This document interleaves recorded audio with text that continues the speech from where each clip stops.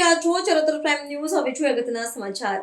વિસનોલી ગામે આમ આદમી પાર્ટીની જનસભા ઈસુદાન ગઢવી અને યુવરાજસિંહ જાડેજાની હાજરીમાં મોટી સંખ્યામાં લોકો જોડાયા। આમ આદમી પાર્ટી દ્વારા રાજ્યવ્યાપી ગુજરાત જોડો અભિયાન અંતર્ગત આજે આણંદ જિલ્લાના પેટલાદ તાલુકાના વિસનોલી ગામે ભવ્ય જનસભાનું આયોજન કરવામાં આવ્યું હતું। આ જનસભામાં આમ આદમી પાર્ટીના પ્રદેશ પ્રમુખ ઈસુદાન ગઢવી, યુવા નેતા શ્રી યુવરાજસિંહ જાડેજા તેમજ પાર્ટીના અન્ય હોદ્દેદારો ઉપસ્થિત રહ્યા હતા। તેમના માર્ગદર્શન અને સંબોધન સંભાળવા મોટી સંખ્યામાં સ્થાનિક નાગરિકો ઉમટી પડ્યા હતા। શ્રી ઈસુદાન ગઢવીએ પોતાના સંબોધનમાં જણાવ્યું કે ગુજરાતની જનતાએ લાંબા સમયથી ભ્રષ્ટાચાર અને ખોટા વચનોનો સામનો કર્યો છે। હવે લોકો સાચા વિકાસ, મફત આરોગ્ય સેવા, ગુણવત્તાયુક્ત શિક્ષણ અને સ્વચ્છ રાજકારણની અપેક્ષા રાખે છે। આમ આદમી પાર્ટીએ જે આશાઓ પૂર્ણ કરવા આગળ આવી છે તે જ રીતે યુવા નેતા યુવરાજસિંહ જાડેજાએ યુવાનોને સંબોધતા કહ્યું કે યુવાનોમાં પરિવર્તન લાવવાની સૌથી મોટી શક્તિ છે। આપણે ભેગા મળી ગુજરાતના ભવિષ્ય માટે નવું રાજકારણ સ્થાપિત કરવું છે। આ સભામાં સ્થાનિક લોકો ખૂબ મોટી સંખ્યામાં ઉપસ્થિત રહ્યા હતા અને અનેક લોકોએ આમ આદમી પાર્ટીમાં જોડાઈને રાજકીય પરિવર્તન માટે પોતાનું સમર્થન વ્યક્ત કર્યું હતું। આમ આદમી પાર્ટીનું ગુજરાત જોડો અભિયાન સતત ગતિ પકડતું રહ્યું છે અને રાજ્યના દરેક વિસ્તારમાં લોકો સુધી પહોંચીને પરિવર્તનની હવા ફૂંકી રહ્યું છે। ધર્મના રખેવાળ છું એવું કહીને જાય એટલે લોકો કમસે કમ ચપ્પલ મારે નહીં, પણ એને ખબર નથી ઉપરવાળો બધાનો હિસાબ રાખે છે। એના દરબારમાં ક્યારેય કોઈ હિસાબમાં ગડબડ નથી થતી। તંત્ર રાખ્યું છે કે તમામ ગામડાઓમાં, તમામ શહેરોમાં સરકારી સ્કૂલો બંધ કરી દેવી। સરકારી સ્કૂલ બંધ કરી દે એટલે આપણે પ્રાઇવેટમાં બહુ ભણાવી ન શકીએ અને સરકારીમાં તમારા મારો દીકરો દીકરી ભણીને આગળ ન વધી શકે, આગળ વધે નહીં એટલે કાયમી મજૂર રહે ને એવું ષડયંત્ર રચવામાં આવ્યું છે। બોલો ભારત માતા કી વંદે ઇન્કલાબ, જય જવાન। જમીન નતાવ્યા કેમ આટલો પડકારો આ પેટલાદની ભૂમિ ઉપરથી, એમાં પણ આ વિસનોલી ગામમાંથી આ એકદમ મોરો આવે છે। બોલો જય જવાન। હા એમ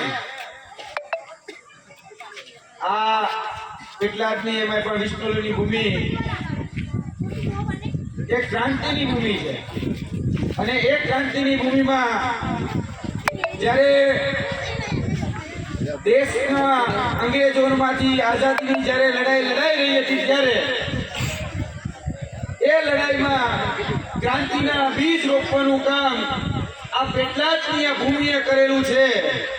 સરદાર પટેલ, ગાંધીજી, જવાહરલાલ નહેરુથી લઈ એ તમામ મોટા જે આગેવાનો હતા એ અહંકારમાં આવી શકાશે। ભાજપને એકવાર કાઢીશું, સુશાસન આવશે, સારા દિવસો આવશે, સારું આપણે જેટલું બજેટ છે બજેટ લોકોમાં વપરાશે તો 5 વર્ષમાં આ ગુજરાતને પણ સિંગાપુરથી સારું બનાવતા કોઈ નહીં રોકી શકે। પણ લોકોએ પણ ખૂબ મોટી સંખ્યામાં જોડાયા પણ છે, લોકોનો ઉત્સાહ પણ ખૂબ હતો અને મને પૂરો વિશ્વાસ છે કે પેટલાદમાં આમ આદમી પાર્ટી આગામી તાલુકા જિલ્લા નગરપાલિકાની ચૂંટણીઓમાં પણ ખૂબ સારું પરફોર્મન્સ કરશે। આણંદ જિલ્લાના કાર્યકરોને શું સંદેશો આપવા માંગો છો સાહેબ આપ? બિલકુલ, હું ન માત્ર આણંદ પરંતુ આખા ગુજરાતના આમ આદમી પાર્ટીના એક કાર્યકર્તા, લાખો કાર્યકર્તાઓ છે, એક જ સંદેશ આપવા માંગુ છું કે નાના મોટા પ્રશ્નો હોય, સમસ્યા હોય, મનમેળાવ ન હોય તો ચલાવી લેજો। આપણે ભ્રષ્ટ ભાજપના કુશાસનથી ગુજરાતની જનતાને છોડાવવા માટે નીકળ્યા। ખાસ કરીને પેટલાદની ક્રાંતિકારી ભૂમિમાં વિસનોલી ખાતે જે આજે જનસભાનું આયોજન થયું તેમાં ગુજરાત જોડો અભિયાન અંતર્ગત આજે મોટાભાગમાં જોવામાં આવે તો કોંગ્રેસ અને ભારતીય જનતા પાર્ટી છોડીને ઘણા બધા લોકો આજે આમ આદમી પાર્ટીમાં જોડાયા છે। જે કહી શકાય ભય, ભૂખ અને ભ્રષ્ટાચારની જે રાજનીતિ તેની કંટાળી ગયા છે।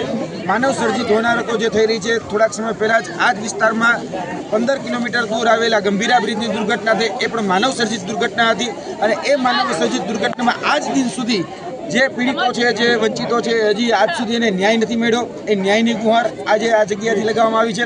ત્યારબાદ અહીંના જે સ્થાનિક પ્રશ્નો છે એ સ્થાનિક પ્રશ્નોને વાચા આપવાનો પ્રયત્ન કરવામાં આવ્યો છે। તેની સાથે સાથે જે સંસ્થાઓ છે અને ખાસ કરીને ગુજરાતના યુવાનોનું જે ભાવિ જેમાં જોડાયેલું છે એવી સરકારી સંસ્થાઓ, સહકારી સંસ્થાઓ અને બિનસરકારી સંસ્થાઓ એ તમામ જગ્યાએ આજે હકદાર વ્યક્તિ, લાયક વ્યક્તિ લાગે એના માટેના પ્રયત્નો થાય।